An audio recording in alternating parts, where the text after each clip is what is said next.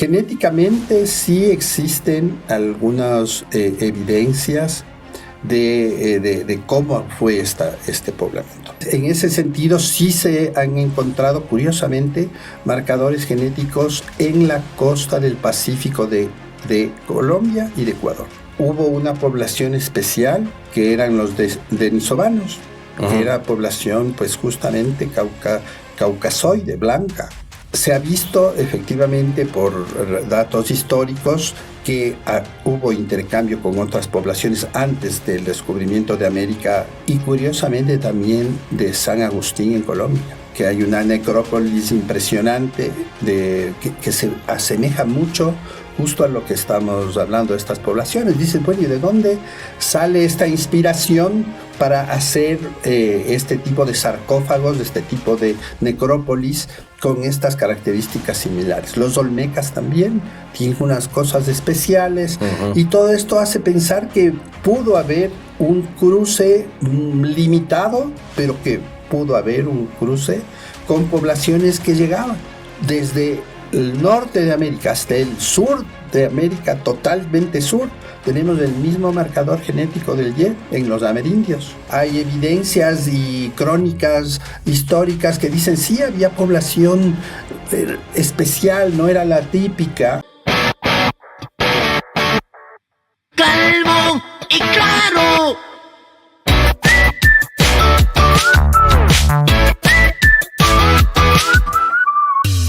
Un podcast diferente. El doctor César Paz y Miño es, para no mencionar todos los títulos que le avalan, genetista. Vamos a abordarlo desde ahí.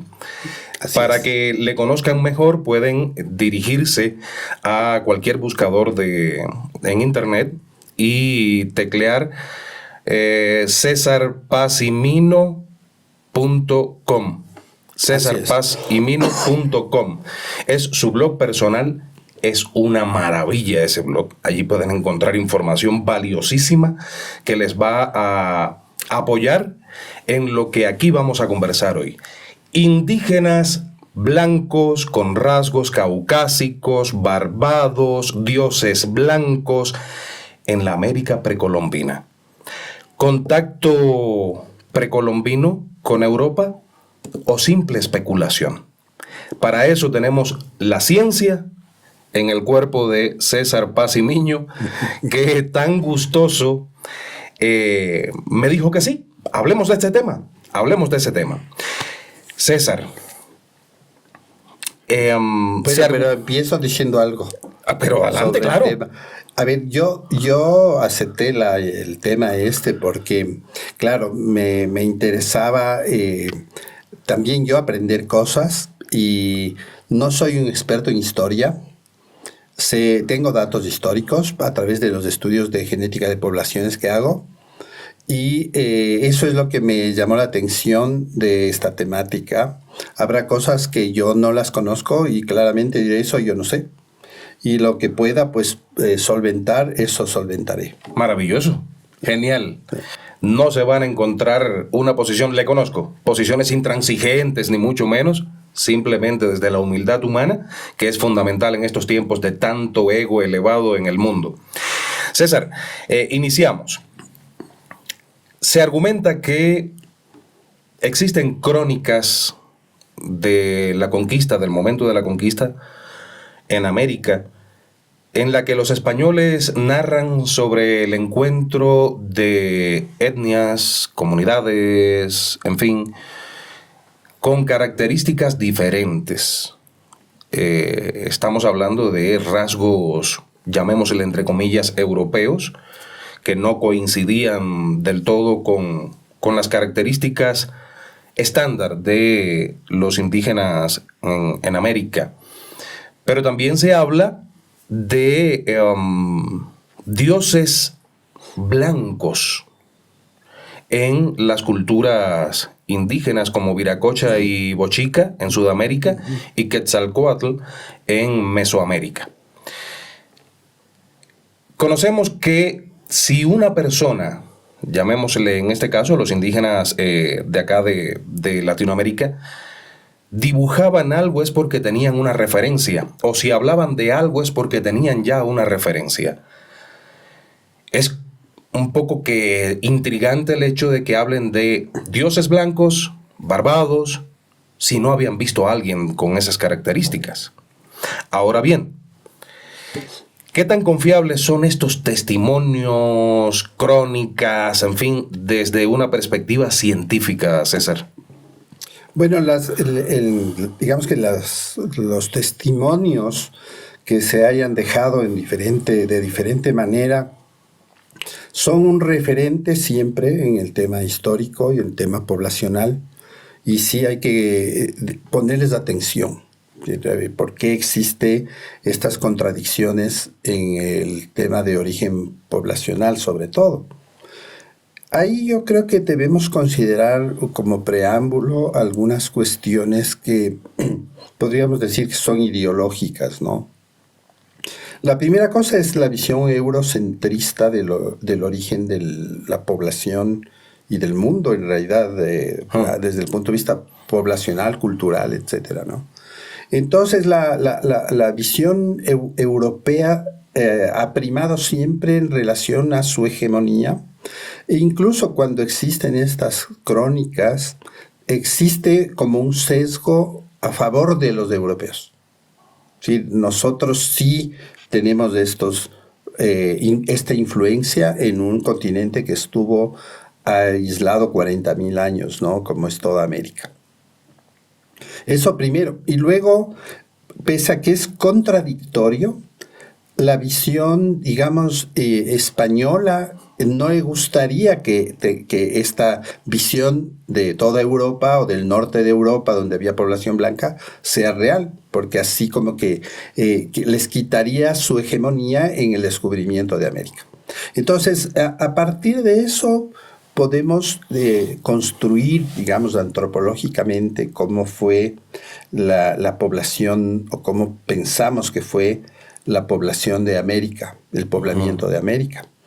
Genéticamente sí existen algunas evidencias de cómo fue este poblamiento. Y todos los datos coinciden de que viene la población amerindia, que la vamos a llamar desde ahora, a través del estrecho de Bering, y eso significa que el origen de la población amerindia es de Eurasia, de Asia, de la parte norte, totalmente norte de Asia, ¿no? Entonces, cuando te refieres al norte de Asia, te refieres a la zona de la Siberia. Exacto, Rusia, Siberia, toda esta parte, ¿no? Y hay que acordarse que en Siberia, en la parte central, cerca a todo lo que es el estrecho de Bering, hubo una población especial que eran los denisovanos, que era población pues justamente caucasoide, blanca. No se tiene totalmente datos sobre el ADN encontrado de los denisovanos en América, pero se piensa que sí hay, porque cuando se compara ciertos rasgos de ADN de los denisovanos, digamos, como son parte de la mezcla humana final, que fueron los cromañones, nos mezclamos con los neandertales. Acaban de descubrir otro grupo poblacional también, que parece que coevolucionó, se me fue el nombre en este momento. Hay varios, está el Guluensis, está el Naledi, el Floresiensis. Y entonces intercambiamos material genético, y una herencia de ese material genético vamos a tenerlo. Tenemos un 3% de ADN neandertal, por ejemplo, ¿no? Entonces, sí tenemos algún tipo de características o huellas genéticas en la población amerindia. Esa sería como la primera versión de por dónde se pobló América hace unos 40.000 años. Ahora, César, se especula, y de hecho existen imágenes hoy que rondan por internet, pululan por internet, porque existen descendientes de los chachapoyas en Perú. Y ciertamente hay rasgos, llamémosle europeos, entre comillas, caucásicos, en fin, no sé desde la ciencia cómo se denomina esto. Pero se dice que de los chachapoyas, en crónicas incluso, que ya lo comentabas hace un rato, la visión europeizante, en fin, todo esto de la conquista de América. De los chachapoyas se dice, por ejemplo, que sus mujeres eran de piel clara, muy hermosas, de ojos claros, cabellos claros. De los comechingones en Argentina se menciona que tenían rasgos también, características similares a las personas de Europa y que tenían barba. Ese rasgo de la barba no es común. No es amerindio, así es. No es amerindio.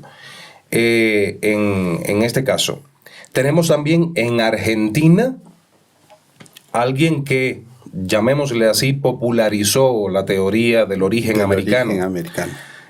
Florentino Mellino, que dijo que la humanidad había nacido en América. En fin, existen muchas sombras en torno a la historia, pero desde la ciencia, ¿existe evidencia que respalde tal aseveración de que los chachapoyas, los comechingones, eran diferentes a los demás indígenas de América? Ya, pues, explico un poquito más del tema para ubicarnos del tema de cómo hacemos el rastreo de una población.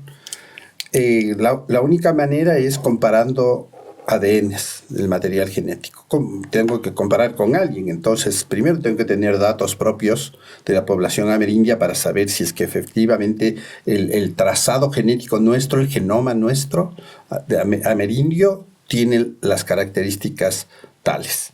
Claro. Y luego esto tengo que comparar con poblaciones pues cercanas, dependiendo de incluso las teorías del origen de la población. Puedo comparar con la parte lingüística, la parte antropológica, la parte de los físicos, etcétera, pero tengo que tener un fundamento que me permita decir, bueno, pues si tú tienes este material genético y yo lo puedo comparar con otro, puedo asumir que sí, efectivamente, hubo un contenido genético diferente. Entonces, la primera teoría, decíamos, Bering. La otra, que es por Oceanía, también en ese sentido sí se han encontrado, curiosamente, marcadores genéticos en la costa del Pacífico de Colombia y de Ecuador. ¿De la Polinesia? Exactamente. Entonces, parecería que hubo intercambio. Y luego se ha visto efectivamente por datos históricos que hubo intercambio con otras poblaciones antes del descubrimiento de América hecho por España, ¿no es cierto? Pero no se tiene estudios de ADN. Entonces se convierte todo lo que estamos diciendo en, bueno, sí, mira, tenemos estas cosas raras y no tenemos una evidencia de que haya pasado genéticamente hablando. Los chachapoyas, estuve hace poco en Chachapoyas. Sí, vi las fotografías. Y claro, es una población especial, la estructura de la misma ciudad y sus momias que se parecen mucho a todo lo que es de la isla de Pascua, de Papúa Nueva Guinea y curiosamente también de San Agustín en Colombia. Que hay una necrópolis impresionante que se asemeja mucho justo a lo que estamos hablando de estas poblaciones. Dices, bueno, ¿y de dónde sale esta inspiración para hacer este tipo de sarcófagos, este tipo de necrópolis con estas características similares? Los olmecas también tienen unas cosas especiales y todo esto hace pensar que pudo haber un cruce limitado, pero que pudo haber un cruce con poblaciones que llegaban porque o se perdían o planificaban un viaje, etcétera, y de alguna manera dejaban un rastro genético que no está bien estudiado, que no tenemos un número suficiente de individuos para decir, mira, sí hay evidencia de este rastro. Hay un estudio que aparece por ahí de que 145 individuos han estudiado, pero que al final, ¿cuál es el tema? No es concluyente. Entonces, claro, cuando hablamos de las posibilidades de intercambio, queda abiertas las posibilidades de intercambio. pero no tenemos como un peso poderoso para decir el intercambio se hizo de esta manera. Las huellas genéticas que tenemos son de esta manera. Como por ejemplo yo rastreo población de origen masculino, porque esa tendría, digamos, como rastreo gente de navegantes, etcétera, que llegaron a través de un marcador genético que está en el cromosoma Y. Y cuando tú analizas la población de amerindia, desde el norte de América hasta el sur de América, totalmente sur, tenemos el mismo marcador genético del Y en los amerindios.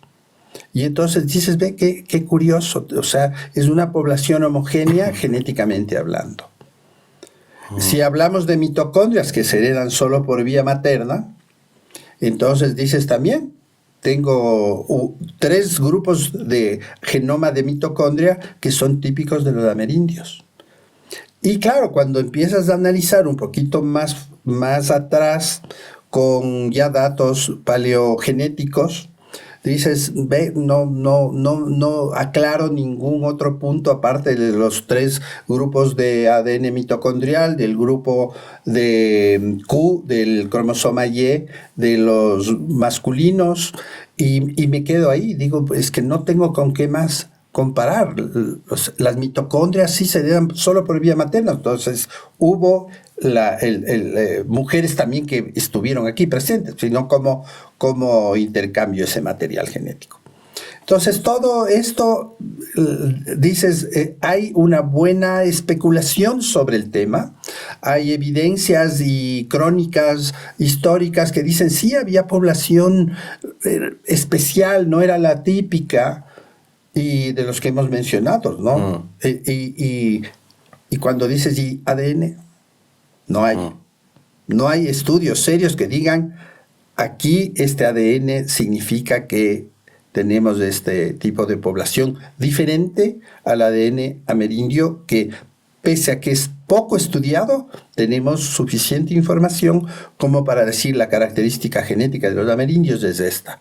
Y por eso podemos comparar con la población ecuatoriana, con la población colombiana, etcétera, diciendo, mira, así es nuestro grupo genéticamente hablando, ustedes son así, sus variantes son más frecuentes y nuestras variantes son de otra frecuencia, y yo puedo construir un mapa genético de la población amerindia.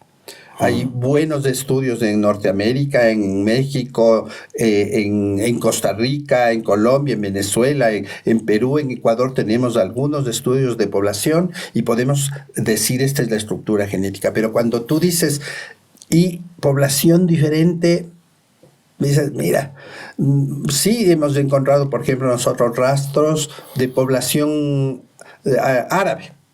Dices, ya, pero la población árabe es más nueva. En 5 generaciones que tengas, estás hablando de 150 años, ya hay una mezcla genética importante. Una generación. Vamos a tener 30 años, ¿no? 30 años, 40 años. Uh-huh. Entonces dices, si tengo 5 generaciones en 200 años, hay una mezcla. Y por eso el rastro genético también tiene que ser mucho más desmenuzado para saber efectivamente si también nuestras mezclas poblacionales son recientes o no. Entonces tú tienes que rastrear eso. Cuando vienen los españoles dejan una huella genética diferente, por supuesto, pero se mezclan con nuestra población. Entonces, si tú eres realmente duro en el análisis genético, la población amerindia llega hasta un 90-92% de genes propios, amerindios. Pero tienes un 10% que no, que es un poco hispano, europeo, por estas mezclas. Y poco de población afro, casi nada de población afro, los amerindios. Pero nosotros los mestizos tenemos igual, las proporciones complejas, ¿no es cierto? 40% amerindio, 30% europeo, 10% afro y de otras etnias, ¿no? Entonces, esos son los datos que necesitarías para dar confianza a una especulación histórica. Es decir, había gente blanca Probablemente sí, pero no tenemos una evidencia genética que sería la explicación total de que, mira, sí, aquí hay un grupo poblacional, los chachapoyas, ya no existe la población, ni siquiera los descendientes de los chachapoyas. Se ha buscado en Perú, no existen descendientes de los chachapoyas, entonces no tenemos con quién comparar. Si es que fuera así. En San Agustín, en Colombia, no existe datos genéticos, aparte de la necrópolis y las imágenes de piedra. ¿Y las momias de los chachapoyas no arrojan ADN? No se han hecho estudios de ADN. No se han hecho esos estudios. Y no se ha hecho por varias razones. O sea, estudiar ADN antiguo es complejo. Si está manipulado, tienes el riesgo, ya está manipulado. Y va a haber huellas genéticas tuyas. O sea, manipulación contemporánea. Humanos. Sí, contemporánea. ¿O contaminación? El rato que tú le sacas contaminación, tú sacas y estás tocando tu saliva, etcétera, puede contaminar. Y eso tergiversaría. Por eso es que las normas internacionales para hacer estudios de ADN antiguo son súper duras. No todo el mundo puede hacer estudios de ADN antiguo porque tiene que pasar un proceso de validación para justamente evitar todo lo que es el tema de falsos positivos. Si aquí encuentro ADN, dice, ¿y cómo sacaste la muestra del hueso, del diente, etcétera, donde vas a sacar el ADN? El ADN, mientras más años tenga, más degradado va a estar. Entonces es más complejo hacer el mapa genético adecuado. Hay veces que no logras hacer todos los marcadores genéticos que quisieras, sino solo algunos. Y eso te limita en la comparación y en el análisis. Entonces, cuando buscas trabajos serios, o sea, que han pasado por rigurosos procesos de validación, etcétera, dices, no hay algo que me diga, aquí puedo aferrarme para explicar que existe población caucasoide blanca con las características que estamos diciendo, que son diferentes a los amerindios, altos, barbudos, color de pelo diferente, rubio. Dices, ya, bueno, pero ¿cómo demuestro? Hay estos restos que me hacen pensar que algo cómo así llegó esta población, pero no tengo datos genéticos. Hasta donde yo he podido, estudiar y buscar, no hay datos genéticos, y la conclusión general es, hay datos insuficientes como para validar estas hipótesis. Pero están ahí. Claro, están ahí latentes. Claro, y los historiadores van un poco más lejos. Porque dicen los nombres, por ejemplo, porque una forma de evaluar poblaciones es a través del lenguaje y de los idiomas. Y entonces resulta que hay nombres que dices, ¿y de dónde aparecen estos nombres? ¿No? Por ejemplo, Chiloé, tierra de chinos. Y entonces dices, ¿y cómo así se llama Chiloé? Entonces dices, claro, hay una influencia de alguna manera que no está perdido un poco en la historia, pero si analizas los orígenes de las poblaciones, probablemente encuentras ahí, y eso no hemos hecho esa labor nosotros los latinoamericanos, de buscar las raíces de nuestras poblaciones. Entonces ahí como que se me complica el tema de decir, mira, creamos en esta situación y vuelvo, démosle validez al testimonio en escritos de los cronistas que llegaron, testimonio en dibujos, testimonios mitológicos, que también han hecho volar un poco la imaginación, ¿no? O sea, como eran diferentes, entonces no venían de la tierra. Claro, también están las teorías. O sea, a ver, claro, dices, se presta la falta de evidencia y la falta de información, se presta a crear mitos.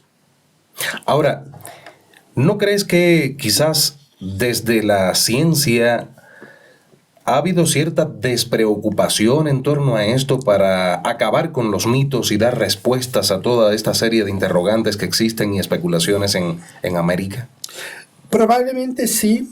Y tal vez justo por lo que yo iniciaba, diciendo que hay un sesgo ideológico. Entonces es preferible mantener una visión histórica que se ha ido posesionando en los años, diciendo que la responsabilidad del desarrollo histórico de América es a través de un solo país que conquistó América. Y no validar otro tipo de información que podría un poco diluir eso y decir, bueno, si hubo intercambio con los vikingos, que eran buenos navegantes y estaban cerquita a América.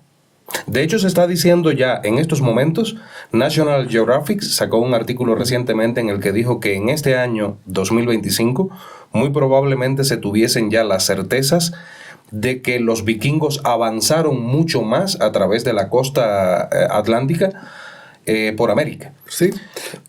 Así es. Esto es interesantísimo. Y de hecho, las crónicas históricas hablan de, por ejemplo, los gigantes de Manabí. Decía, bueno, ¿y de dónde aparecieron los gigantes de Manabí? Y esta población también especial, y dejaron huella genética, pero dices, atractivo, pero datos de ADN, claro. No hay datos de ADN. Y eso te complica el rato de decir, mira, esta es la base.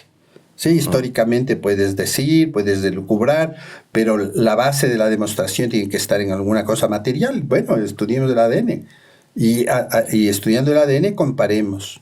¿Pero con qué le vas a comparar? Bueno, ahí sí podemos, porque tenemos poblaciones, si dices, vienen de los vikingos, muy bien, pues comparemos con Finlandia, con Noruega, con toda esa parte que sí tienen estudios poblacionales, y veamos cómo está aquí ese material genético. Pero en el caso de los gigantes, por ejemplo, porque el tema de los gigantes se repite a nivel mundial. Sí, exactamente, que no tienen una explicación. Claro. No, dices, era un gigantismo genéticamente determinado. Nadie ha hecho estudio de ADN de los gigantes. Entonces, claro, dices, teniendo las herramientas no hemos hecho, porque podríamos investigar y ver, bueno, ¿y este ADN? ¿Tenía alguna alteración de la hormona de crecimiento? ¿Tenía acromegalia, que es este gigantismo? ¿Tenía que sí se ha reportado? Individuos de 3 metros, hay uno de los más altos del mundo, ¿no? Y entonces dices, sí, es un gigante. Pero él tenía un trastorno genético. Claro. Estudiado.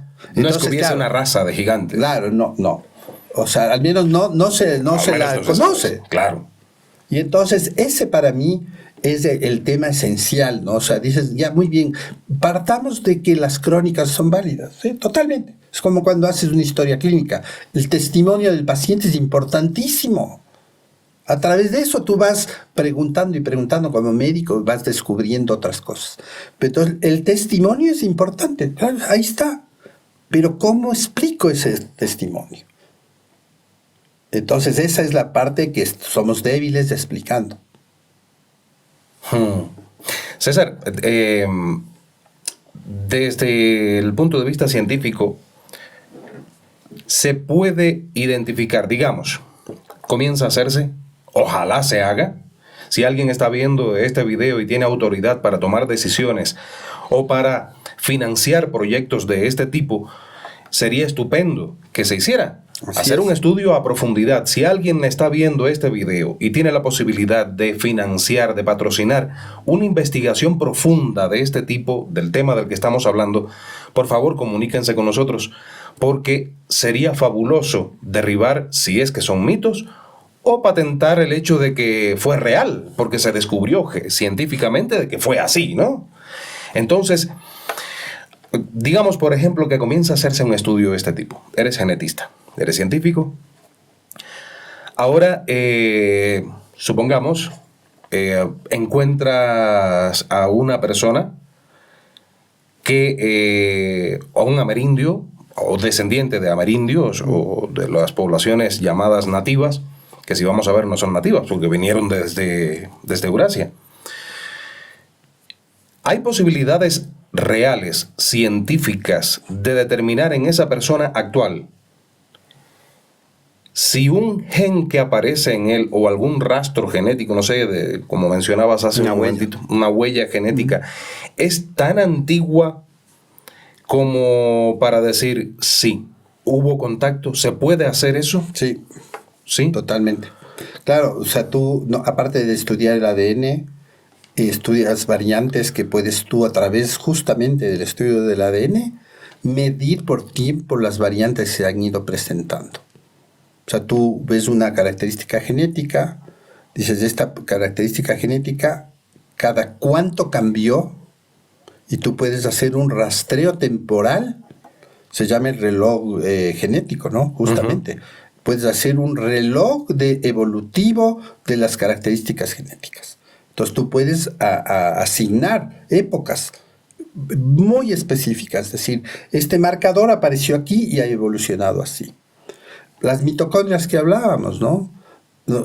Aparecen, digamos, el humano moderno aparece hace 1 millón de años, pero en 1 millón de años ha habido al menos 4 grupos mutacionales del ADN cada 200.000 años más o menos.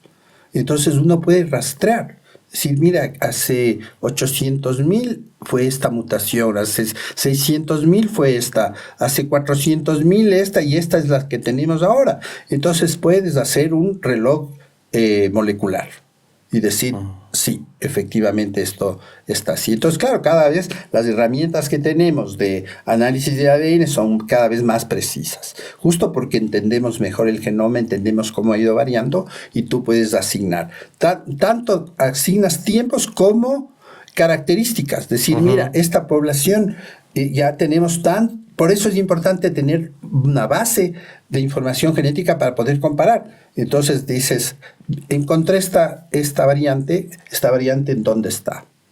¿Con quién puedo compararla?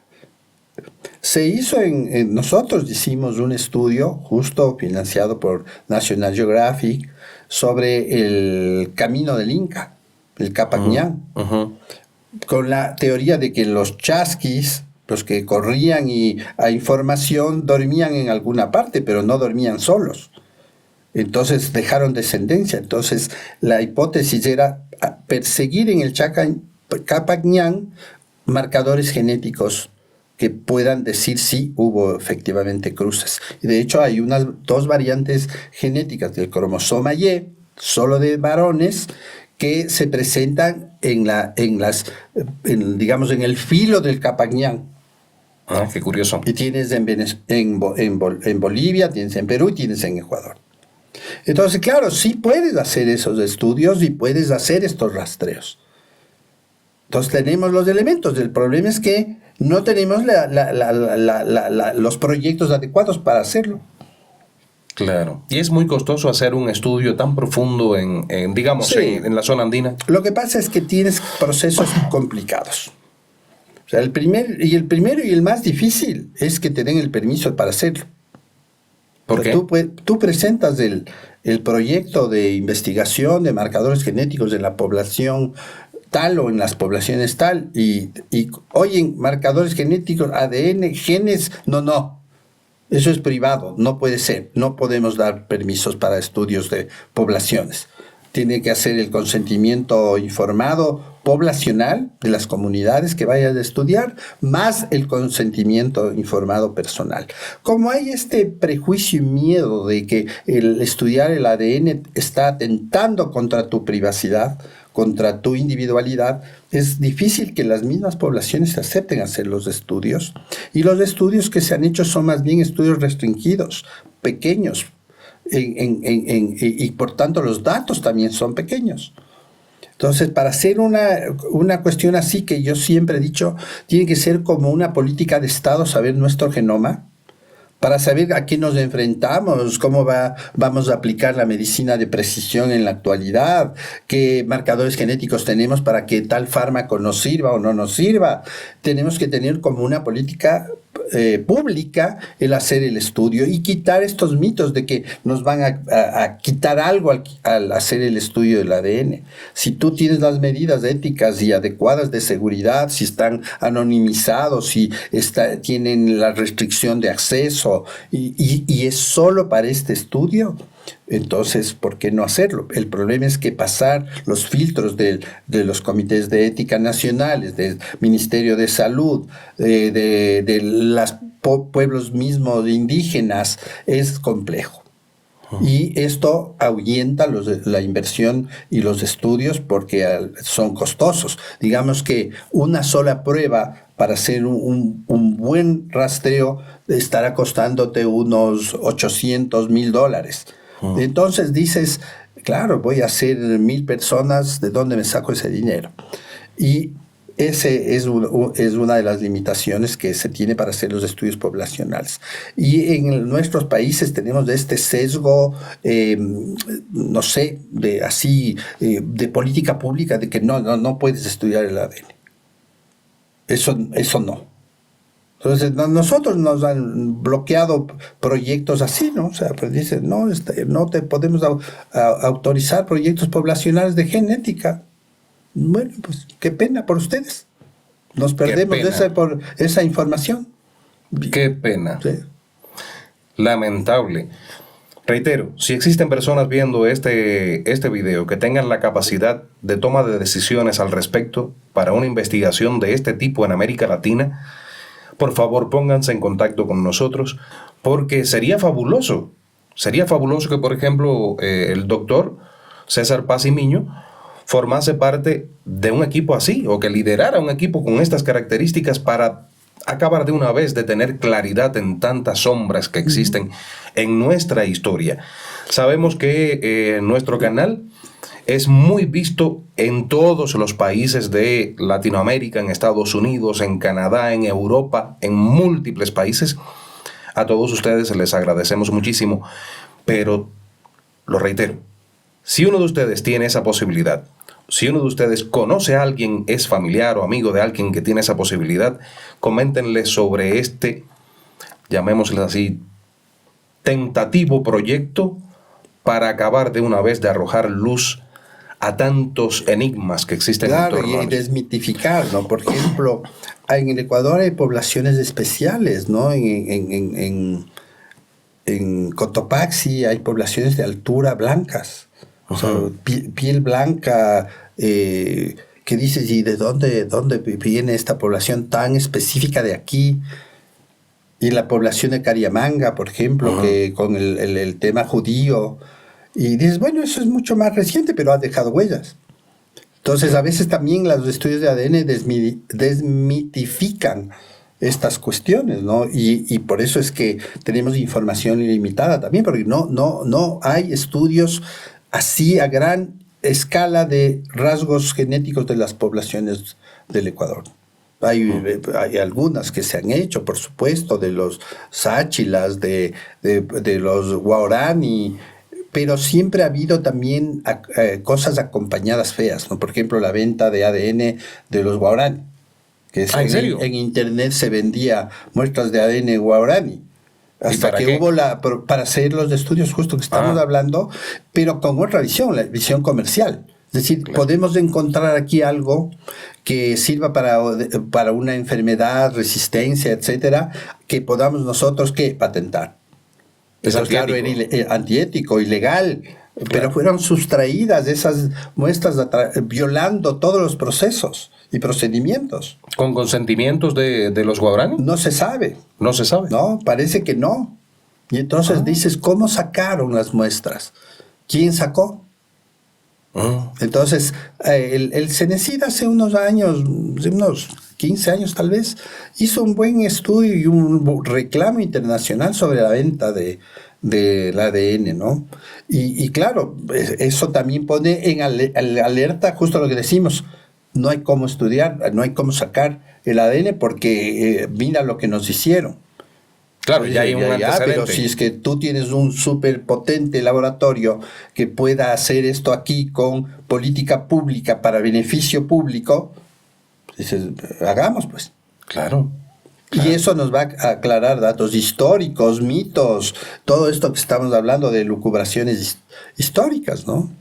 Claro, y no solamente, como bien decías hace un ratito, algo con lo que yo estoy absolutamente de acuerdo, mientras más conocimiento tengamos de nuestra historia genética como población, más preparada está la ciencia para enfrentar retos de salud, Exactamente.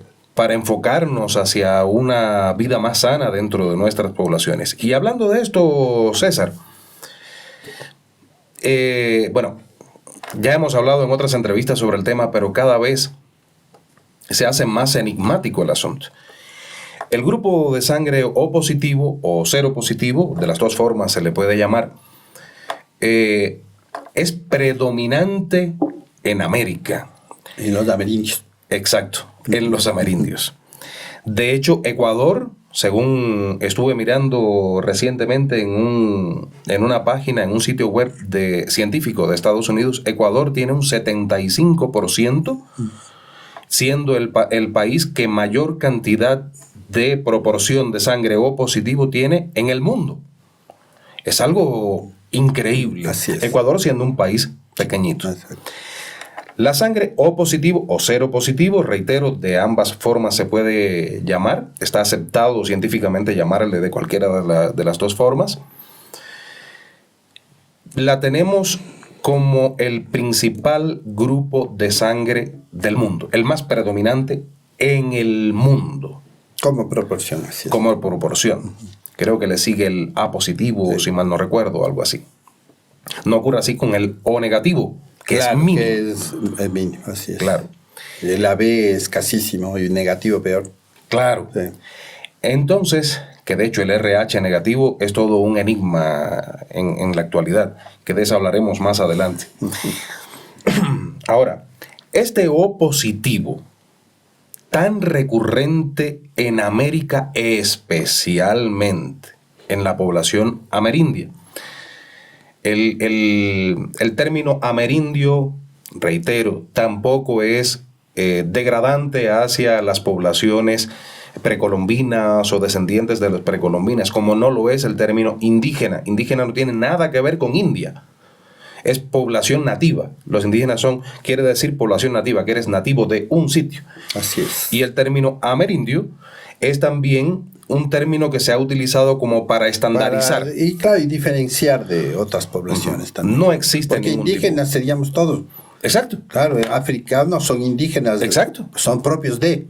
Exacto. Los amerindios es una buena forma de decir, es una etnia diferente porque tiene características diferentes, genéticas, físicas. Y son los de aquí, del Exactamente. continente americano. Sí. Claro. Con respecto a la prevalencia del tipo de sangre O positivo en América, esto desde el punto de vista genético ha significado el descubrimiento de alguna predisposición, algún tipo de enfermedades o alguna protección contra otras enfermedades que no las tienen en otras partes del mundo. ¿Qué beneficios puede tener el poseer la sangre O positiva en gran proporción en nuestro continente? Bueno, parto de que primero, porque es tan prevalente, América se queda aislada y existe lo que se llama el efecto de cuello de botella, ¿no? Pasan por el Beringia, pasan pocos genes solo de las personas que pasaron ahí. Cuando se queda aislada América, después de que ya se descongela el estrecho de Bering, se queda aislada, 40.000 años de aislada. Y entonces empiezan a cruzarse los individuos solo entre ellos. Y al cruzarse solo entre ellos, prevalecen características genéticas que, digamos, van seleccionándose a partir de los pocos genes que quedaron en los primeros habitantes de América. Entonces, claro, tardas casi 10.000 años en llegar a 12.000 años.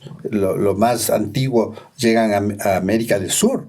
Entonces, pasan como 30.000 años bajando del norte al sur. Y en ese periodo, pues, hay mezclas solo entre ellos de genes, Lo que llamamos endogamia. Exacto. Y entonces, ahí es que prevalece este grupo. Ahora, cuando tú ves la realidad patológica de América, de los amerindios, dices, bueno, ¿y con qué se relaciona estas alteraciones? Dices, a ver, está asociado a cáncer gástrico. ¿Cómo así tiene esta asociación el grupo 0. Pero cuando extiendes un poquito más el análisis, no. O sea, no es verdad que está asociado, porque todos los grupos de sangre tienen cáncer gástrico. Y si no tienes cáncer gástrico, tienes otro. Entonces el grupo de sangre solo, por sí mismo, tiene muy pocas posibilidades de estar asociado con cosas reales, grandes. Cáncer, dices, mira tú, yo tengo cáncer gástrico, pero el de al lado mío con el grupo A tiene leucemias. Entonces, digamos, no tienes una realidad específica sobre enfermedades, ¿no? Dices, ves, alguien dijo problemas inmunológicos, problemas de colon, no, pero no hay. Sí hay, en cambio, cuando hablas de otras características de la sangre, la hemoglobina. La hemoglobina, sí. La hemoglobina, puedes tener un tipo de hemoglobina que te hace susceptible a un tipo de anemia.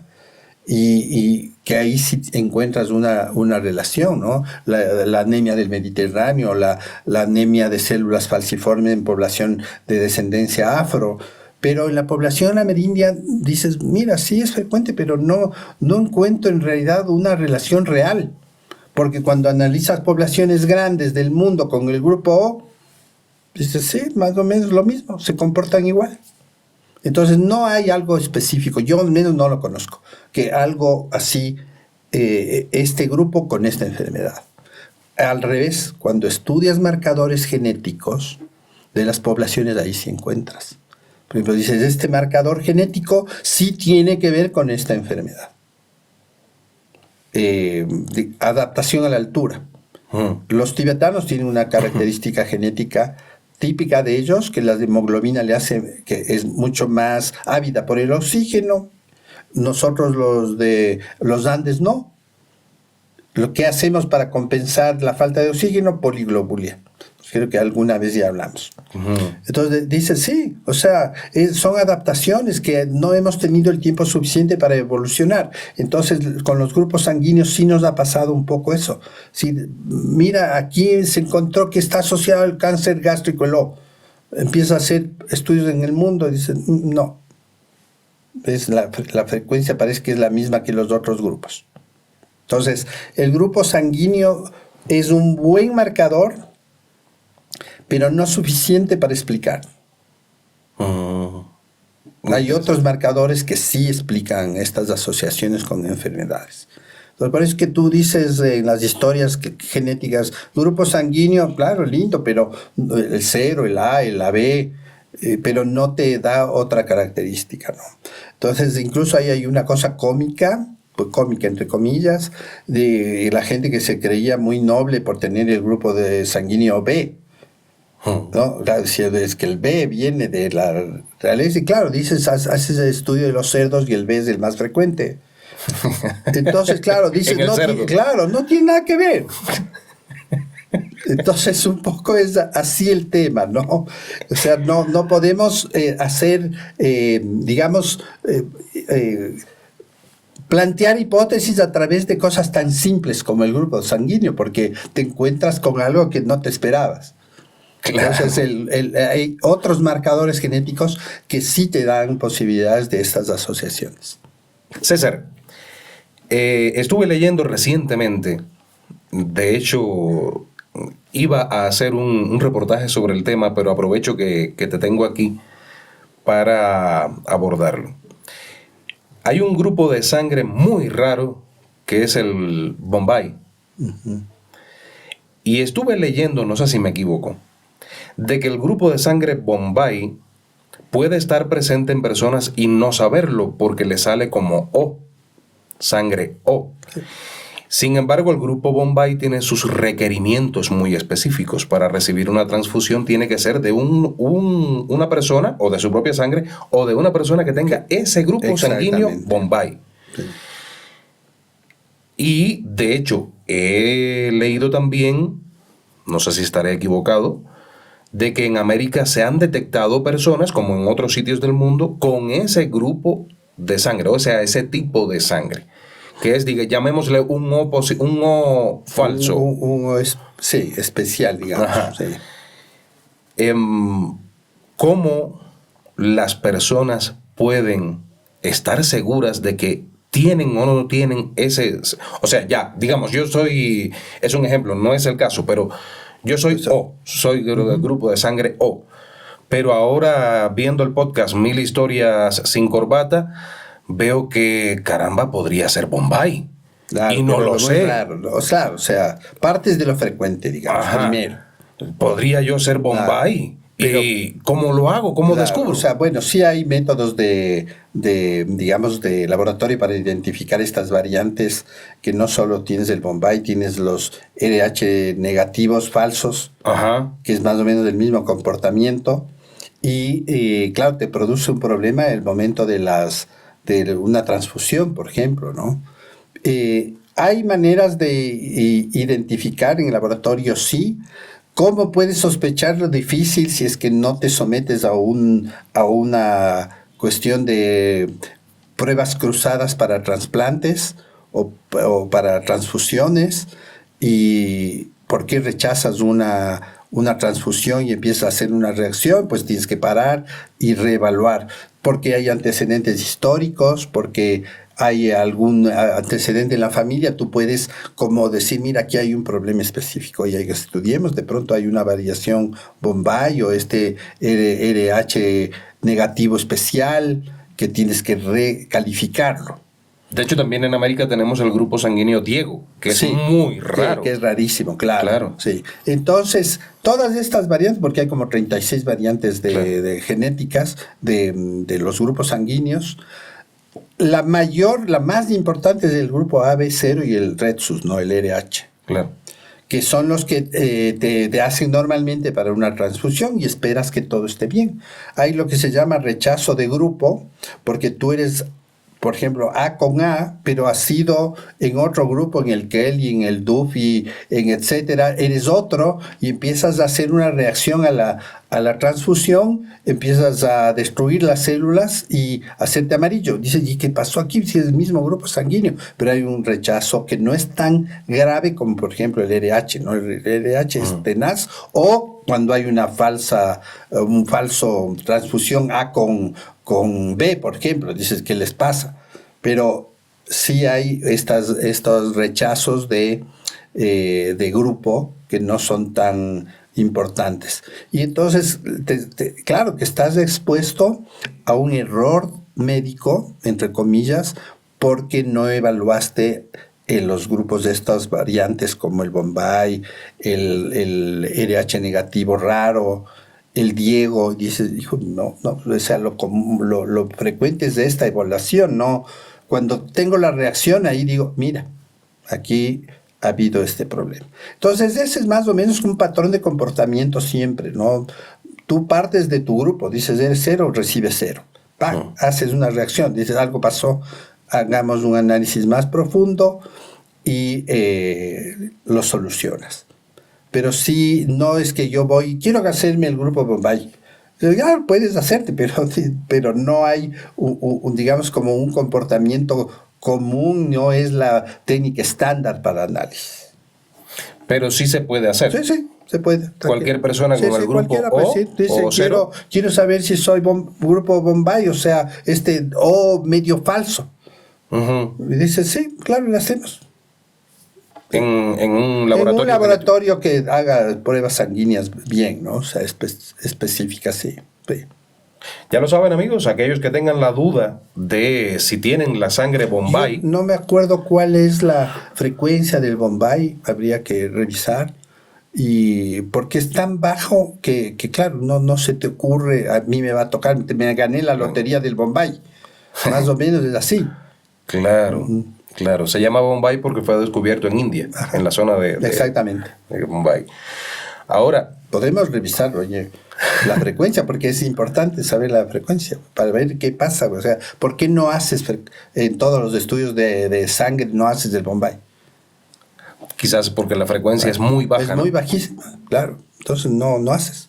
la recurrencia o La prevalencia La del prevalencia. grupo sanguíneo Bombay. del grupo sanguíneo Bombay, aquel Claro. que en muchos casos es como un O falso, entre comillas, estamos diciéndole. ¿Y cómo es el Porque en asunto? Bombay se descubre justo por la prevalencia de 1 en 10.000. En Bombay, En Bombay. India. Y en cambio en Europa y en América del Norte es 1 en 1.000.000. 1 en 1.000.000. Claro. Entonces dices, esa es la razón por qué, digamos, no todas las sangres no están sometidas al análisis del grupo Bombay, porque no tenemos el antecedente. En India sí, entonces hacen en todas las sangres. Nosotros no las hacemos porque es la prevalencia tan baja que dices, no, pues o sea, 1 en 1.000.000, 1 en 1,5 millones. Claro. Claro. No llegamos ni siquiera a ese número de donantes en el Ecuador. Entonces, claro, no dices, ¿para qué hago? ¿No? Excepto Claro. que se presente un problema. Ahí sí. Se puede presentar, de hecho. Ahora, como decías hace un instante, toda persona del grupo O que quiera salir de dudas puede acercarse a un Puede laboratorio. hacerse, Y probablemente le digan, ¿y para qué? No necesita. Es 1 en 1.000.000. Claro. Bueno, pero sí. Pero puede tocar. Sí, exactamente. Puede tocar. Ahora, hemos estado abordando este tema de todo lo que se especula en torno a las etnias supuestamente, entre comillas, blancas, con características caucasoides, cabello claro, los dioses amerindios precolombinos como Viracocha, Bochica y Quetzalcóatl caen dentro de toda esta especulación que existe. ¿Qué otras disciplinas, sean científicas o no, podrían tener, vamos a decir, contribuyen o podrían contribuir a esclarecer todos estos, llamémosle mitos todavía, porque no tenemos pruebas de ello? ¿Qué otras disciplinas podrían aglutinarse para esclarecer este tema en América? Bueno, las típicas que han servido para esclarecer el tema poblacional, partimos de las más fáciles, que eran comparaciones físicas, comparaciones antropológicas, Antropología. paleoantropológicas, lingüistas. O sea, las lenguas son un buen rastro. Hay un estudio fabuloso de un italiano, Luca Cavalli Sforza, que estudió primero y así surge su trabajo tan impactante de etnias en el mundo, ¿no? Estudiando primero las lenguas y después aparece, dice, no, tengo que estudiar marcadores genéticos, sanguíneos, bioquímicos, diferentes enzimas que tenemos que son variantes. Y así se puede hacer una buena comparación, ¿no? Arqueólogos también, ¿no? Arqueólogos, por supuesto, los restos arqueológicos, comparación de todo lo que se diseña, ¿no? Cerámicas, construcciones. Las estatuas estas que son tan curiosas de en San Agustín, por ejemplo, en mismo Chachapoyas, ¿no? En Cuela, ¿no? Donde Sí. están. Entonces, claro, dices, sí, qué interesante.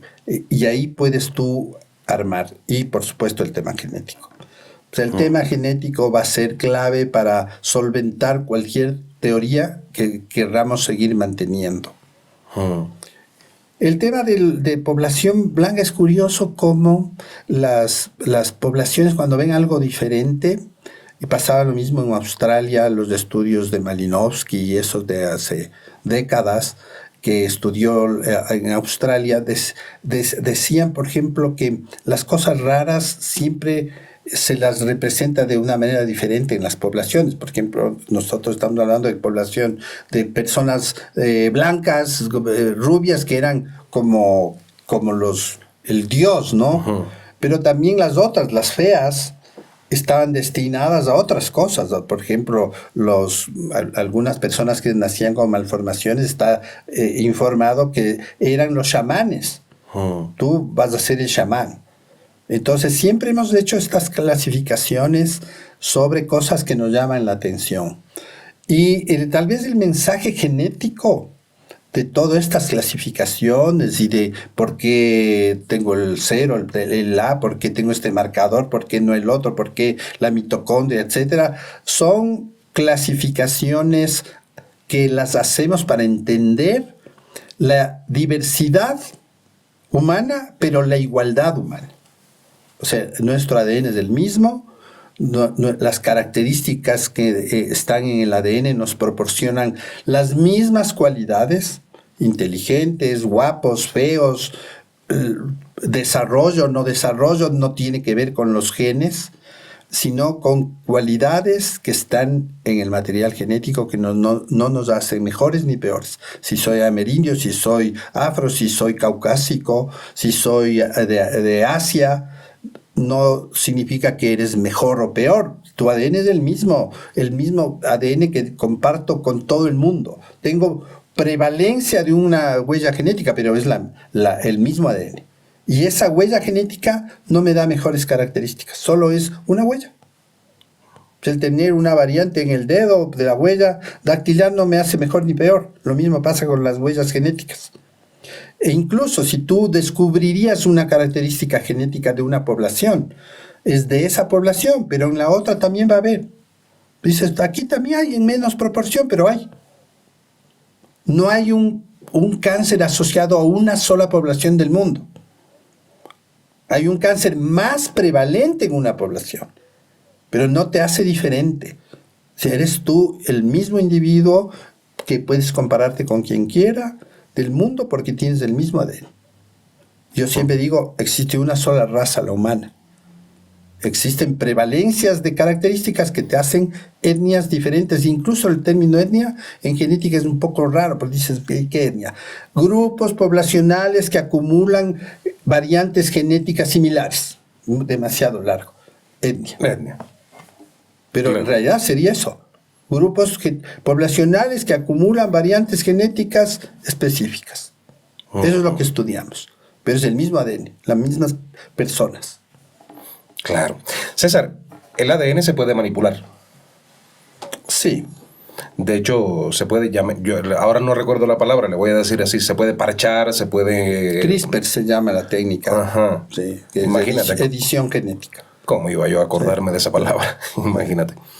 Se puede manipular el ADN. Se puede... De hecho, hay un científico chino que manipuló el ADN de una chica. De embriones. Sí. Y de hecho le costó la libertad. Así es. Y el título. Y el título. Existen hipótesis, ya no teorías. Teorías, repito, una teoría no es lo mismo que una hipótesis. Existen hipótesis de que esto todo surge debido a ese salto evolutivo que hubo en el Homo sapiens o en la especie humana, porque hubo varias especies humanas, como hablábamos hace un ratito, el Huluensis, el Naledi, el Floresiensis, el Neandertal, en fin. Debido al salto evolutivo que sufrió la especie humana, más precisamente el Homo sapiens, que aparentemente, según todo lo que arroja la ciencia, fue el que prevaleció, el Homo sapiens, y somos nosotros. Hubo un salto raro en la evolución del ser humano. Fuimos los únicos que alcanzamos el lenguaje, el razonamiento, en fin, una serie de cuestiones. Y hay teorías mucho más especulativas, mucho más de lo que estamos abordando en este caso, sobre una posible manipulación genética en la antigüedad, en la prehistoria, tal vez en un momento no detectado por los estudios arqueológicos, en fin, por razas alienígenas. Ahí entran los Anunnaki, los Nefilim, en fin, toda una serie de personajes recogidos especialmente en el libro de Enoc, que es un libro apócrifo, no aparece de hecho en la Biblia porque fue rechazado por aquellas personas que dijeron, estos son los libros que van en la Biblia y esta es la palabra de Dios, aquella no es palabra de Dios, aquella se va. Entonces, ellos fueron los que dijeron, esta es la palabra de Dios. Por eso el libro de Enoc no está ahí. Como el mito del libro de la risa de Aristóteles. Ajá. Sí. Cuéntanos.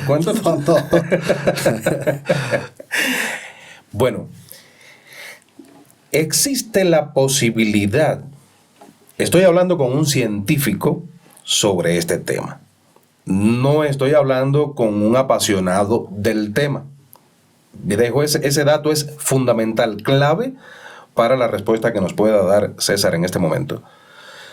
Existe la posibilidad desde la genética de encontrar, teniendo nosotros los seres humanos un ADN allá adentro que es llamado ADN basura, que no sabemos ni para qué funciona, ni para qué sirve, ni qué hace en nosotros, por eso se le llama ADN basura. Existe la posibilidad de que esa manipulación genética en ese pasado tan distante haya ocurrido, teniendo la posibilidad de hacer manipulación genética en la actualidad. En el pasado no. No. No. O sea, tendrías que haber entendido tan bien el ADN y tener la metodología suficiente para poder manipular. Como no creo en lo extraterrestre, o sea, nosotros deberíamos tener explicaciones naturales y terrestres a lo que estamos investigando, no extraterrestres ni extranaturales, sobrenaturales. Entonces tenemos explicaciones de la Tierra. Y aquí la historia no nos da para haber podido manipular. Y que exista manipulación externa, dicen, ¿por qué trato de encontrar una explicación de la evolución humana a través de manipulación cuando la evolución y la teoría sintética de la evolución, que une todo lo que hemos hablado, lengua, arqueología, paleogenética, genética, me está explicando la evolución? Tienes toda la evidencia evolutiva. Dices, ¿para qué busco en otra parte si aquí puedo tener? Entonces, para llegar al nivel de desarrollo científico que tenemos y poder usar la técnica de edición genética, hemos tenido que entenderle al ADN totalmente. Y eso estamos haciendo recién en el siglo XXI. Entonces, hemos pasado casi 1 millón de años de evolución humana, 250.000 del humano moderno y un pedacito así del siglo XXI, ¿no? Entonces dices, ese es lo que hemos tenido que esperar para poder hacer este tipo de manipulación. Quitar una frase genética y volverla a construir bien. Esa es la técnica del CRISPR. Que al principio parecía que era lo máximo, que eso iba a resolver todo. Y entonces empiezas a ver los problemas de hacer CRISPR, los problemas de hacer edición genética y dices, no ha sido tanto como pensábamos, pero es una de las mejores herramientas que tenemos en este momento para poder hacer manipulación del ADN. Y se está, ¿dónde usando? Pues en todo lo que es producción biotecnológica, todo lo que es salud, para curar enfermedades que no podíamos, la distrofia muscular, la hemofilia, ¿qué más? Algunos tipos de tumores del sistema nervioso, cánceres que se está también probando, cáncer de pulmón, para ver si es que a través de manipulación genética puedes, digamos, curar el cáncer y todas las enfermedades de estas que he dicho, ¿no? Entonces, sí, hay posibilidades actuales, pero no me creo yo, no tengo evidencia, no hay evidencia de que sean de otro planeta, de otra galaxia. O sea, dices, no me creo. No, pienso que puede haber vida, por supuesto, porque la probabilidad de vida a partir de, incluso se descubrió recién un meteorito con toda la información, tiene bases nitrogenadas, que son la esencia del ADN. Entonces la posibilidad de vida en otra parte es totalmente válida. Pero no crees que hayan tenido. No sabemos si es que tienen las mismas cualidades de vida que nosotros, pues claro. La nuestra es de especial, pues podemos construir máquinas, naves espaciales, tal vez exista una vida unicelular, pero es vida. Entonces, el privilegio nuestro es de tener un tipo de vida consciente, que podemos manejar la naturaleza. Incluso para contactarnos con alguien fuera de nosotros, tendríamos que vencer las mismas fuerzas físicas. Y al menos nosotros no hemos podido, como humanidad, vencer las fuerzas físicas que no nos permiten viajar a más velocidad de la luz, alcanzar distancias de 30 años a la velocidad de la luz. Entonces tendrías que vencer todo esto, ¿no? Pero podría haber vida, no necesariamente como la que nosotros estamos hablando. Pero no Pero consideras que puede no haber. considero que eso sea la explicación de nuestra evolución. La evolución humana es terrícola, está aquí, hay todos los elementos para que evolucionen, y fue un proceso de pruebas y error. El azar juega un montón en esto, pero es un azar guiado por las propias propiedades de la materia. O sea, la materia tiene la plasticidad de unirse y hacer aminoácidos y bases nitrogenadas y moléculas de doble hélice. Y la doble hélice nos hace ser lo que somos, el ADN. El ADN es la molécula que permite ser lo que somos como especie humana. Evolución. Gracias a la evolución, según la teoría de la evolución, estamos donde estamos. El ser humano terminó su proceso de evolución o estamos aún evolucionando. Bueno, la evolución siempre está, pero la evolución necesita muchos miles de años para ver qué pasa, ¿no? Entonces no sabemos a dónde vamos como especie, evolutivamente hablando, porque somos una especie estable al menos en los últimos 200.000 años. Y un poco más, hasta los últimos 1.000.000 de años, cuando aparecemos como el Homo sapiens sapiens, ¿no? Que dices, bueno, aparece el Homo sapiens y 1.000.000 de años, y dices, ¿cuánto tenemos de historia? O sea, nada.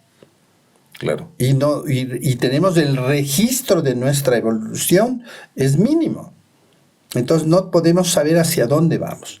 El aparecimiento de una enfermedad, la más frecuente, la que tenemos rastro, tipificado en la historia, es más o menos hace unos 7.000 años, la intolerancia a la lactosa. Pero de ahí no hemos sabido ningún otro proceso evolutivo que nos haya modificado nada. Eso no sabemos. Dices, es que como estamos usando el celular, vamos a tener los pulgares más largos. No sabemos.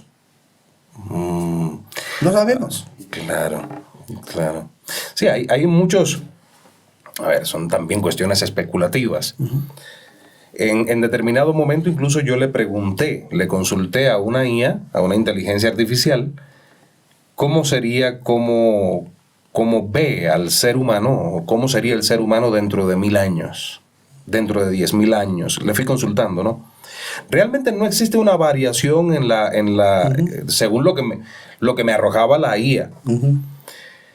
Pero me daba risa, ¿no? Porque aparecen una cantidad de elementos fusionados, tecnológicos, con el cuerpo humano, y de hecho es una realidad que es inevitable. Ahora,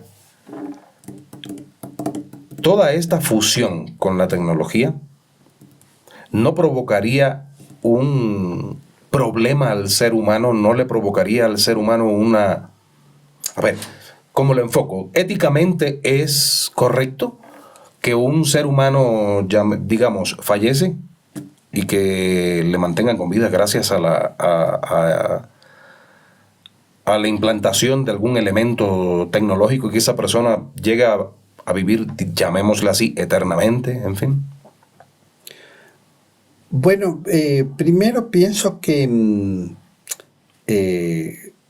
estamos hablando de una parte de la evolución humana que está vista desde nuestra visión de lo que es la evolución.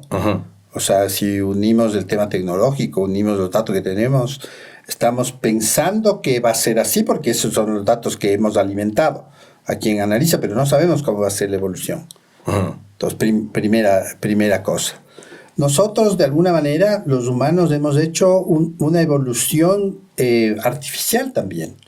O sea, al cruzarnos solo entre nosotros, preferir ciertas características para nuestros cruces, que se los hace intencionados, entonces estamos haciendo algún tipo de selección artificial, cultural.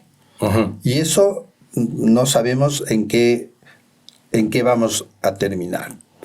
Probablemente el desarrollo tecnológico haga que solucionemos un montón de cuestiones humanas enfermedades, malformaciones, ventajas biológicas, etcétera, que podamos unir incluso cuestiones tecnológicas con cuestiones biológicas necesarias, una mano biónica, etcétera, que eso puede ocurrir. Y luego la posibilidad de mantener un individuo, sí, de hecho hay la posibilidad de mantener. El tema para mí, la respuesta ética sería, ¿y quién se merece que se le mantenga? O sea, ¿cómo así tú y no yo? Entonces dices, ¿cuál es el valor ético que vamos a poner sobre la posibilidad de que alguien dure más o dure menos? Entonces el valor ético va a ser el que pague o el que no pague, el que, o sea, ¿cómo así tú y no yo?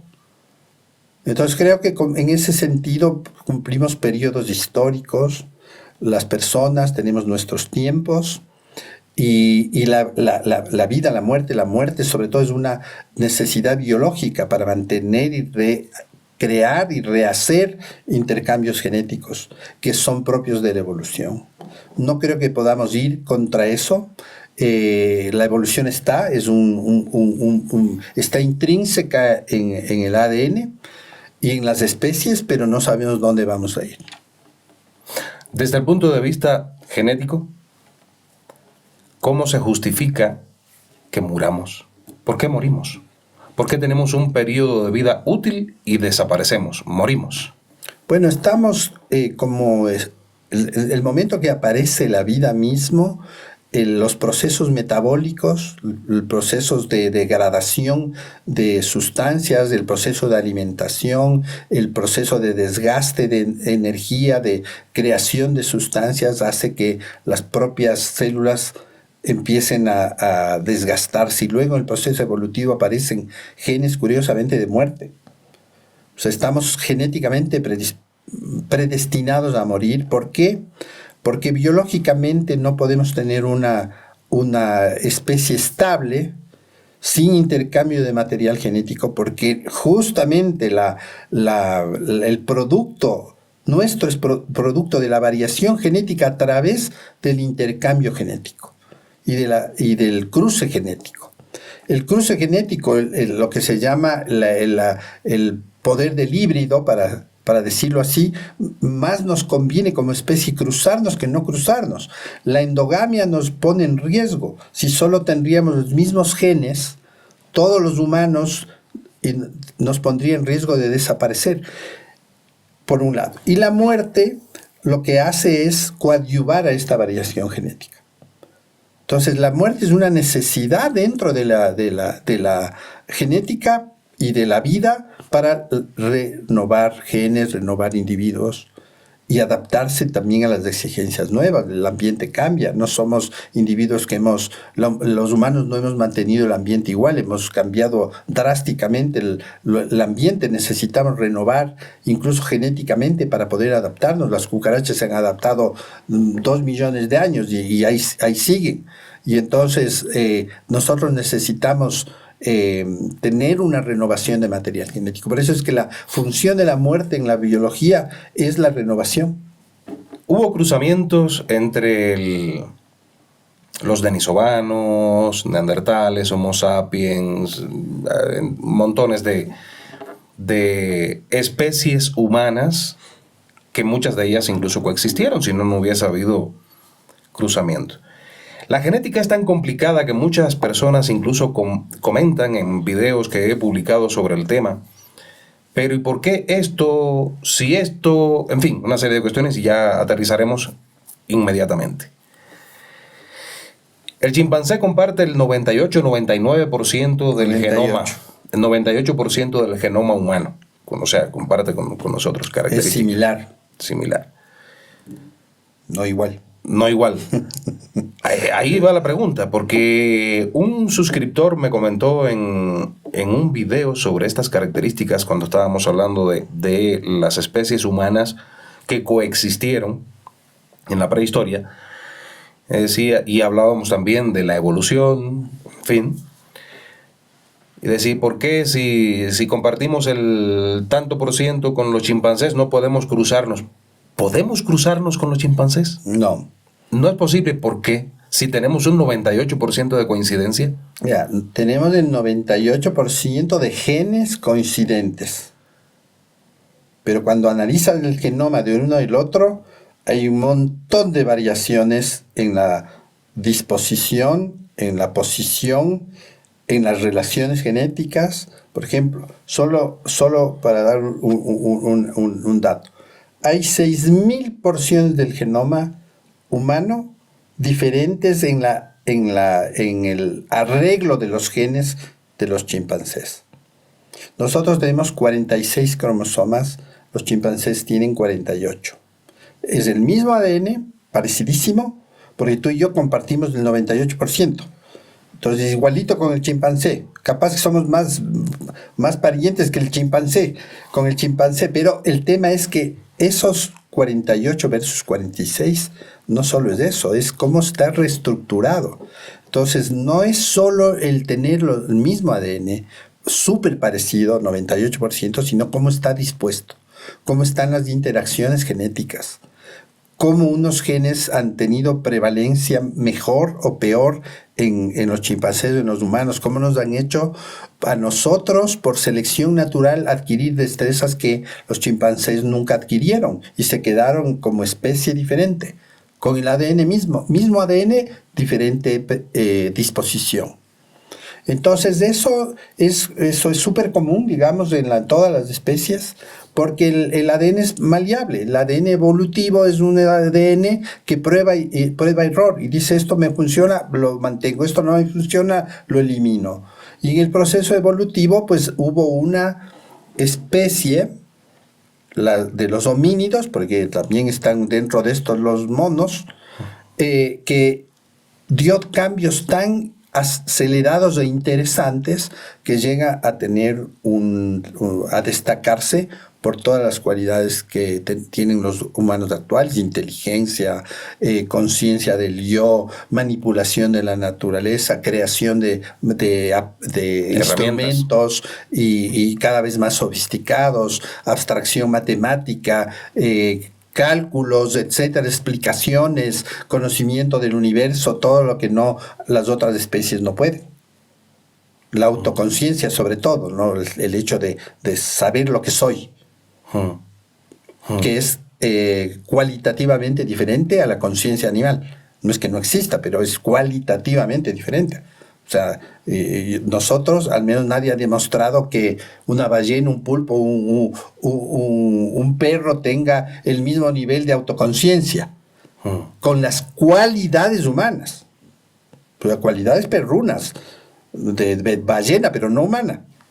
Entonces todavía no han construido una computadora, digamos así, ¿no? Con toda la posibilidad de análisis, pero no significa que no tengan ni inteligencia ni conciencia, sino de su nivel, cualitativamente diferente al humano. Entonces eso es un proceso evolutivo, que de prueba y error hasta que lo más beneficioso se mantuvo y creamos, evolutivamente hablando, un ser humano como el que tenemos ahora. Genéticamente, ¿qué nos sobra? Eso quería justo decir. El ADN basura que se le llamaba, ya no se le llama basura, porque ahora se le llama ADN no codificante y podríamos aumentar. ADN no codificante regulador. Ajá. Algo está haciendo ahí. Está regulando funciones, está siendo como un backup de características pero no hay del seguridad. ADN. Pero dice, no se ha expresado. Todavía no sabemos bien cómo es la expresión. Hemos ido descubriendo un montón de cosas que pensábamos que no existían, ¿no? Los microARNs, los ADN saltarines. Entonces saltan de un sitio a otro el ADN, se llaman transposones, secuencias de inserción, se inserta uno aquí, se inserta otro acá, y todo eso tenemos todas los ADNs del planeta, de todas las especies tienen estas características, pero hay unas que sí son típicas de los humanos. Y entonces esas características se fueron adquiriendo evolutivamente. Entonces, el ADN, esta maleabilidad que tiene y que nos hace tan especiales, es por esta prueba y error. Y por eso tenemos el resultado de lo que tenemos ahora evolutivamente, una especie que tiene las características humanas que tenemos ahora.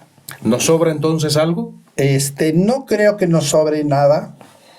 Yo creo que más bien el ADN está hecho de una manera en que reacciona a las exigencias del medio y a través de eso nos vamos adaptando. O sea, no sé si podríamos decir nos sobra. Yo siempre digo que somos organismos perfectos, ¿no? Pues funcionamos súper bien dentro del concepto biológico, la vida, la muerte, las variaciones que tenemos. Somos organismos perfectos. Cuando hay una mutación dejamos de ser perfectos. Aparecen enfermedades, malformaciones, etc. Pero el ADN es tan interesante que funciona como un reloj y por eso el producto nuestro es tan bueno. Al menos yo soy hincha de los humanos. Yo también.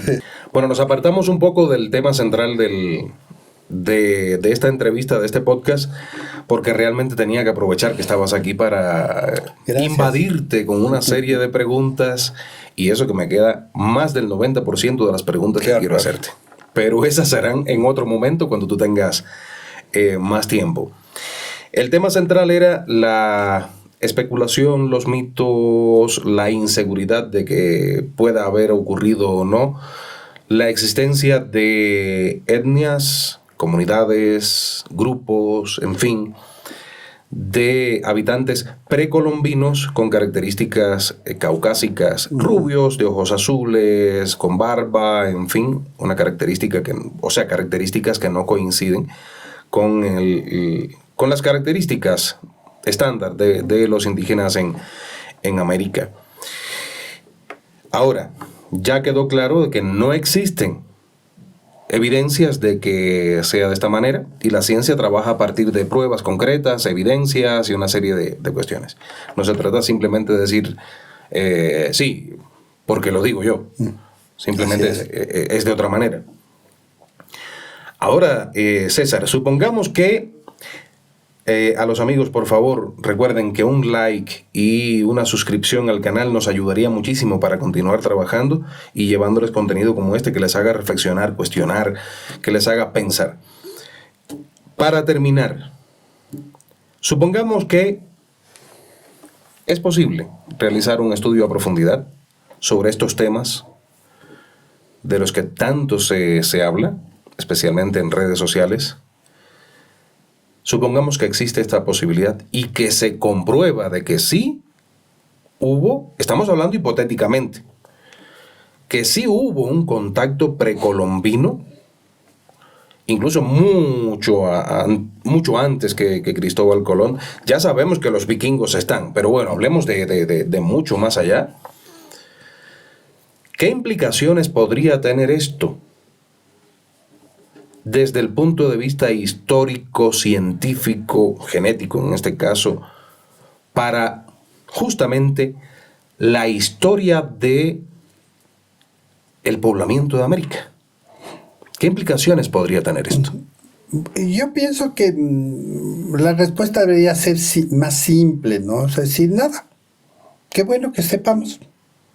Y no podría haber... Es decir, ¿en qué nos beneficia, digamos, en términos prácticos, biológicos, que tengamos rastros de ADN de poblaciones de donde sea?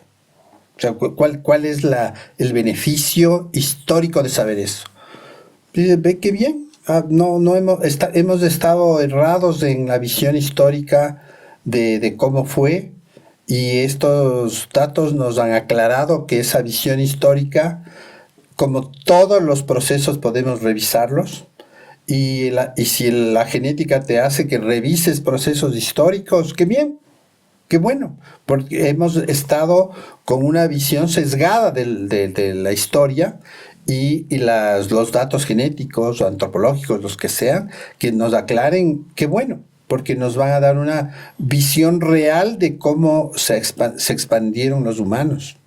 Y entonces eso para mí es espectacular y no me lleva a nada más. Digamos, qué bueno que tenga genes neandertales o denisovanos. Igual no me ha pasado nada, digamos así. Puedo asociarlo a enfermedades, adaptación, los genes de neandertales con esquizofrenias y dices, bueno, sí, ve. Pero tengo genes cromañones para cosas o mejores o peores también. Entonces, no creo que eso nos dé una cuestión cualitativa mejor o peor, ¿no? Dices, reevaluemos la historia y los datos genéticos nos conducen a esto, que sería interesante. Sí, mira, los datos genéticos nos ayudaron a esto. Genial. Como han ayudado a un montón de cosas, ¿ah? Claro. O sea, el tema de adaptación, el tema de enfermedades, ha ido desmitificando. Y en eso la ciencia tiene ese papel, ¿no? De desmitificar.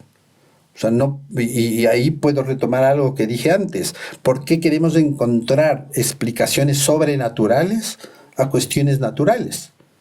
Si está en la biología, si está en el ADN, ahí encontremos las explicaciones, no encontremos fuera de la Tierra extraterrestres o sobrenaturales, ¿no? Entonces ahí entramos al plano religioso también, que es complejo. Y dices, al menos para el tema científico, prefiero basarme en el empirismo racional y en la evidencia científica para poder argumentar algo natural, terrestre, humano. Justo en el entorno de esta pregunta, decías hace un ratito, somos perfectos. Como organismos somos perfectos, genéticamente perfectos, en fin, solo hay imperfecciones cuando existe una mutación, en fin, algo así comentabas hace un ratito. Pero en lo que sí no caben dudas, al menos desde mi punto de vista, es que genéticamente seremos perfectos, pero socialmente somos un desastre, como especie. Así es. Y lo lamento si muchos piensan lo contrario, pero es mi opinión. Somos un desastre y lo estamos demostrando y lo demostramos cada día más.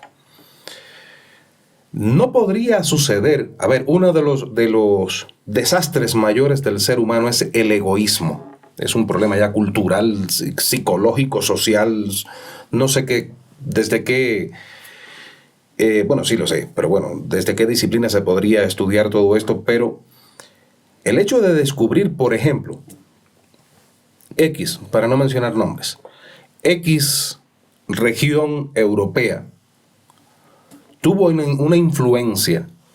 Partimos del hecho hipotético de que se descubriera que esto fuera así, científicamente. X región europea, que en su momento fue enemiga de tal imperio, en fin, tuvo un contacto precolombino 2.000, 3.000 años antes de Colón en América, y ahí está la huella genética en el hecho hipotético de que se descubriera. ¿No podría generar un problema geopolítico en el mundo? Reclamos territoriales porque fuimos los primeros. Existen determinadas cuestiones legales que están en lagunas, que no aparecen. ¿Podría ocurrir algo así? Nos estamos saliendo del campo de científico, pero sé que eres una persona que también te gustan mucho todos estos temas. Así es. Y por eso te consulto, porque también es una preocupación mía. ¿No podría ocurrir algo así? Bueno, pienso que siempre me gusta dar la vuelta a las cosas. Creo que si América, que era una población aislada, 40.000 años aislada, y tuvo influencias, que bien, los europeos tuvieron sus propias influencias de intercambios genéticos, todos con todos, los mongoles, los árabes, los otomanos, los romanos, o sea, todos mezclados entre todos. Claro, se mantuvieron un poco más aislados unos de otros, pero al final todos resulta que son mezclados, igual que nosotros, ahora. Entonces, dices, ¿qué derecho histórico puedes reclamar de evolución, de una evolución histórica que nos hizo aislarnos 40.000 años. Dices, más bien es al revés. Si tú viniste a América y solo viniendo me trajiste el sarampión y la viruela y diezmaste la población, yo podría decir eso es un genocidio histórico.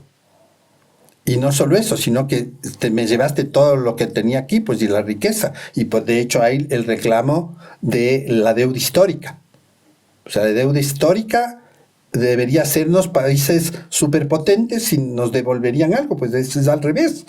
O sea, ustedes se llevaron todo, devuélvanos. Que es una posición de México muy fuerte, ¿no? Y que se fue extendiendo ahora todo, incluso a rescatar el Tahuantinsuyo. Pero la deuda histórica nuestra, que en 500 años fue destrozado tanto, es un derecho que podríamos tener los pueblos. Y Europa, con sus propias realidades, con sus propias cuestiones internas, debería como pesar, ¿no? Decir, a ver, bueno, ¿qué pasa con esto que ocurrió? Que efectivamente qué influencias tuvieron o no tuvieron nuestras guerras, nuestros desacuerdos, nuestras familias reales, etcétera, nuestras herencias en la historia de las poblaciones, ¿no? Pero de hecho para América también fue un desastre. Aparte de que impusieron una cultura diferente, que no podemos dar un criterio de valor, cuál era mejor o peor, simplemente la pusieron otra de la que teníamos. Nosotros teníamos conocimientos interesantes, la población amerindia, sobre muchas cosas. No teníamos ruedas, no teníamos escritura, etcétera, pero teníamos otros conocimientos, claro, ¿no? Que nos hace 40.000 años diferentes. Pero, claro, esa parte, no tengo una respuesta histórica de decir, a ver, quién tiene más razón o quién tiene menos razón, pero de hecho, cuando tú analizas el progreso europeo, después de la conquista de América, es producto de lo que ocurrió aquí en América también, ¿no? Y de todo lo que fue llevado de América. Se unieron nuestras historias. Claro, y también se unieron las tragedias. Claro. Y entonces esa es una cuestión que, digamos que como el nuevo manejo de España ha sido un poco replantear esto del daño de la conquista, ¿no? Y decir, no fue cierto, no es verdad, no existen restos, no existen los muertos que ustedes dicen, por tanto no existe la deuda histórica. Entonces ese es el punto central. Y dices, no, sí existe. Todos los cronistas, las muertes que hubo, el tema de las enfermedades, cómo diezmaron, están bien informadas. Se olvidan de Huamán Poma de Ayala como historiador propio de la población indígena. Y entonces se fundamentan solo en cronistas que no reconocen el tema del genocidio, por ejemplo, ¿no?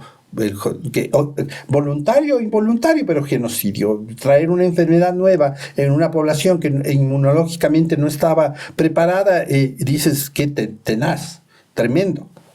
Entonces yo pienso que en este momento histórico no creo que nadie vaya a reconocer que hay que devolver algo, pese a las presiones que puedan haber. Máximo podrán decir, oye, disculparán, si es que lo dicen. Pero yo pensaría que genéticamente lo que ha ocurrido con las poblaciones nuestras es que tenemos un matizaje de genes, ¿no? Una mezcla de genes que nos hacen próximos también a Europa, próximos a los humanos, todos. Y eso es bueno, porque eso nos puede favorecer para entender que somos y más iguales de los que pensamos.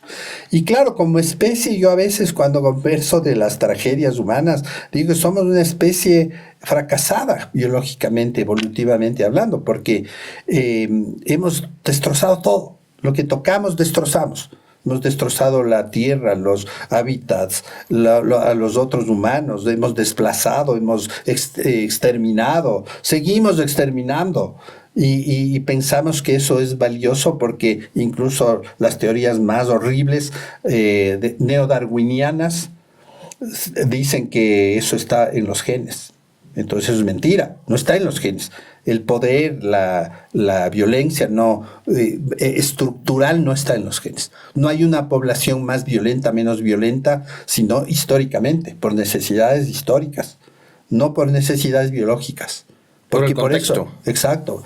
Porque por eso tenemos el cerebro, para ser inteligentes y decir esto conviene, esto no. El tema es que para mí, cuando analizas el tema biológico puro, dices, estoy preparado para ser un organismo perfecto.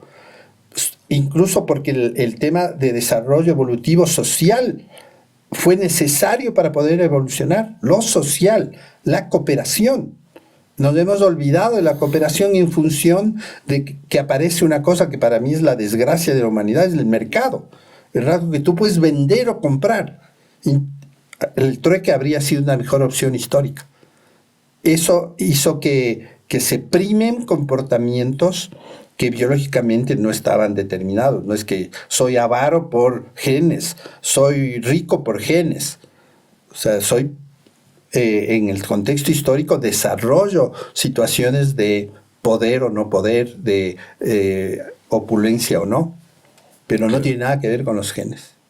Para terminar, la última, César, la última pregunta, y esta sí. Si te dieran la posibilidad de realizar una única manipulación genética para arreglar algo del ser humano, ¿cuál harías? Una única oportunidad, no serían varias, sino una única. Pienso que si hubiera, pero no existe eso, ¿no? El gen de la solidaridad. Ese sería el mejor de todos, ¿no? Entonces, que todos tengamos ese gen y que empecemos a pensar en el otro, no en el yo. Si existiera, dices. Si existiera, pero no hay esa opción. Entonces yo creo que más bien los arreglos humanos están en la estructura de las sociedades. Cómo las podemos hacer más justas, más equitativas y mejores. Cuando hablas de esto te califican enseguida, ¿no? Es que este es... Vienen los estigmas de inmediato. Claro, le dices, no, son cosas humanas. El tema de que todos vivamos bien, que tengamos acceso a servicios buenos, a educación, salud, eso es una cuestión de derecho humano. No es privilegio de nadie decir esto es mío para mis réditos políticos o lo que sea. Es un derecho humano, vivir bien, tener todos acceso a las mejores condiciones de vida que podamos. César, muchísimas gracias. Gracias también. Infinitas por haber estado aquí. A ustedes, amigos, recuerden, nos ayudan muchísimo regalándonos un like, suscribiéndose al canal y compartiendo esta entrevista, este podcast en sus redes sociales. César, estoy convencido de que va a haber muchos comentarios tras la publicación de este podcast y que seguramente te haré una nueva invitación para hablar de tantos temas que podemos conversar. Eso, esperemos que sí haya buenas reacciones. Muchísimas gracias. A ustedes, sean buenos, como les digo siempre. Calvo y claro.